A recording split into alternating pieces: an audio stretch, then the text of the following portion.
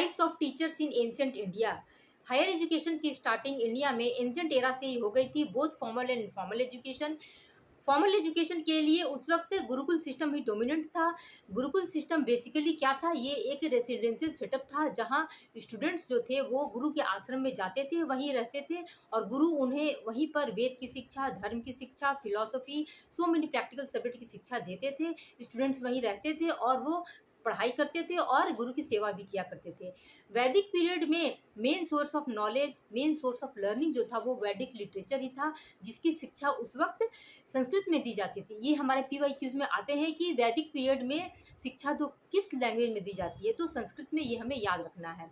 उस टाइम पे जो शिक्षा थी ओनली ओरल ही दी जाती थी, सुनकर और याद रखकर ही स्टूडेंट्स अपनी पढ़ाई करते थे।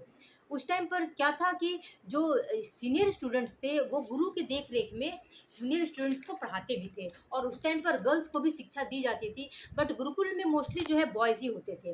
तो टाइप्स ऑफ टीचर कितने हो गए, क्योंकि हमें पता नहीं होता, किसी को आचार्य कह देते हैं, किसी को उपाध्याय कर देते हैं, तो हमें बेसिक डिफरेंस पता होना चाहिए। तो टाइप्स ऑफ टीचर में 6 टाइप ऑफ टीचर होंगे: आचार्य, उपाध्याय, चरक, गुरु, यजनो संहिता और शिखा। तो आचार्य किस तरह के टीचर होंगे? आचार्य वो टीचर होंगे जो अपने स्टूडेंट्स को वेद की शिक्षा देते हैं बट किसी तरह की कोई फी चार्ज नहीं करते हैं। जब स्टूडेंट्स की शिक्षा खत्म हो जाती है तो वो सिर्फ गुरु दक्षिणा को एक्सेप्ट करते थे।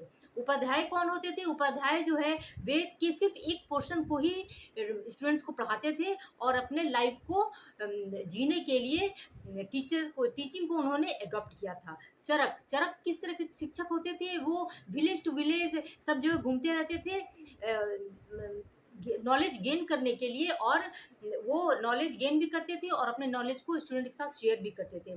गुरु कौन होते थे? गुरु जो है अपनी फैमिली को चलाने के लिए स्टूडेंट्स को पढ़ाते थे। और यजनो संहिता, यजनो संहिता वे शिक्षक होते थे जो जो जिनकी पढ़ाई जो होती थी दूर दूर तक फेमस थी और दूर दूर से स्टूडेंट्स जो आते थे उनके लेक्चर को अटेंड करने के लिए आते थे। और शिखा किस तरह के होते थे? शिखा जो होते थे वो स्पेशलिस्ट टीचर होते थे आर्ट्स में, लाइक डांस और म्यूजिक। उस टाइम पर एग्जाम नहीं होते थे, no written exam, only oral ही पढ़ाई होती थी। और ऐसा नहीं कि असेसमेंट नहीं होता था, असेसमेंट भी होता था। टीचर्स जो है स्टूडेंट से क्वेश्चन पूछते थे और उस क्वेश्चन के आंसर के बेसिस पे ही जो गुरु जो होते थे उनके नॉलेज को जज करते थे। किसी तरह की कोई फॉर्मल सर्टिफिकेट नहीं दी जाती थी स्टूडेंट्स को पढ़ाई के बाद। तो इस तरह से आप ये सारे इन्फॉर्मेशन जो है अपने नोट्स में ऐड कर लीजिएगा। मोस्ट इंपॉर्टेंट टॉपिक है, हमेशा हमारे पेपर में इससे क्वेश्चन आते हैं तो हम कंफ्यूज कर जाते हैं। तो इसे आप अपने नोट्स में ऐड कर लीजिए and revise it properly. Thank you.